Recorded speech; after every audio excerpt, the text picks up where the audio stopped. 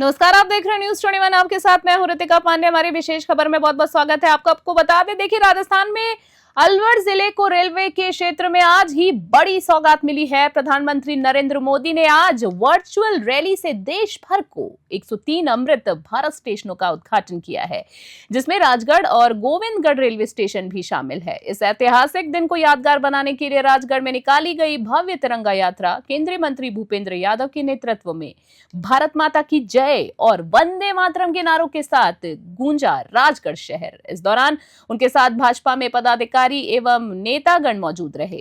साथ ही प्रधानमंत्री नरेंद्र मोदी ने बीकानेर के देशनोग से करीबन 1100 करोड़ की लागत से पुनर्विकसित किए गए 103 स्टेशनों का लोकार्पण किया है। राजगढ़ में 13.10 करोड़ और गोविंदगढ़ में 4.26 करोड़ की लागत से हुए कार्यों में अब यात्रियों को मिलेगी आधुनिक सुविधाएं। राजगढ़ स्टेशन पर हुए मुख्य कार्यक्रम में केंद्रीय मंत्री भूपेंद्र यादव मौजूद रहे। भूपेंद्र यादव मंच पर बोलते हुए कहा कि प्रधानमंत्री जी के नेतृत्व में भारत आज आधुनिक, संकल्पवान और सशक्त राष्ट्र बन चुका है। उन्होंने और क्या कहा है, सुनिए इस वीडियो में। यह जो लोकार्पण है निश्चित रूप से आने जाने वाले यात्रियों के लिए सुविधा का काम करेगा।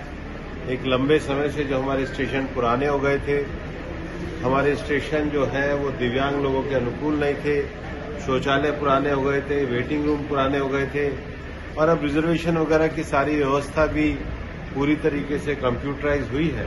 तो उसी के हिसाब से नए रिजर्वेशन काउंटर बनने थे। ये एक बहुत बड़ी उपलब्धि है। हम हृदय से गोविंदगढ़ और राजगढ़ के इस रेलवे स्टेशन के बनने के लिए और इसके लोकार्पण के लिए माननीय प्रधानमंत्री जी श्री नरेंद्र मोदी जी का हृदय से आभार व्यक्त करते हैं।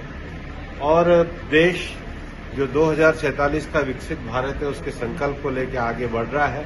आज प्रधानमंत्री जी के संबोधन में भारत की रक्षा और आतंकवाद से न समझौता करने की भारत की नीति का जो आज हम सभी लोगों को एक बहुत ही प्रेरक और ऊर्जावान संबोधन प्राप्त हुआ और निश्चित रूप से देश के हर नौजवान के मन में एक विकसित भारत बनाने के संकल्प को प्रेरित करेगा।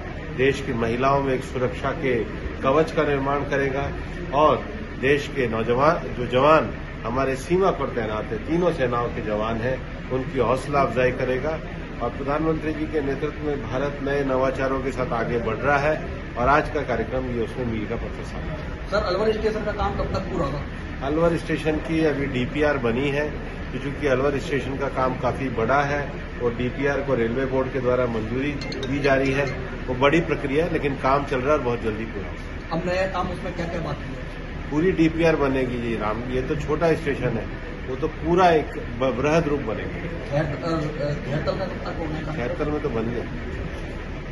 राजगढ़ का 12 से भरतपुर तक के जो अपने रूपारेल नदी है उसके लिए डीपीआर तैयार करवाई जा रही है। वो एक बड़ा प्रोजेक्ट हो सकता है। देखो, ऐसा है कि रूपारेल नदी का पुनर्जीवन ये हमारा विषय था और रूपारेल नदी का पुनर्जीवन के लिए इसके नदी के सभी प्रवाह मार्ग को ठीक करना ये एक बड़ा उद्देश्य है।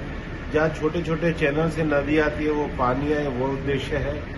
और एक जो बड़ी योजना है जो ईआरसीपी योजना के अंतर्गत भी हम लोग नए एनिकेट बनाकर ईआरसीपी का पानी लाके पार्वती कालीसिंध का और रूपारेल में जोड़ने का प्रयास कर रहे हैं। ये उसके लिए डीपीआर तैयार करने का एक बृहद लक्ष्य के लिए कार्यक्रम है। राजगढ़ स्टेशन पर बनाए गए आधुनिक पोर्ट, सर्कुलेटिंग एरिया, नई पार्किंग प्लेटफॉर्म, शेल्फिंग और ऊर्जा और वर्षा जल संचय जैसी सुविधाएं यात्रियों के लिए अनुभव और बेहतर बनाएंगी। वहीं गोविंदगढ़ रेलवे स्टेशन पर 4.26 करोड़ रुपए की लागत से पुनर्विकास कार्य हुए हैं। वहीं यात्री सुविधाओं के साथ स्थानीय कला का भी जगह मिली है। इससे पहले मंत्री भूपेंद्र यादव ने गणेश मंदिर में पूजा अर्चना कर देश की खुशहाली की भी कामना की है। साथ ही पंडित भवानी सहाय को पुष्प अंजलि भी अर्पित की है। राजगढ़ और गोविंदगढ़ के इन स्टेशनों को मिली ये नई पहचान क्षेत्र के विकास में मील का पत्थर साबित होगी।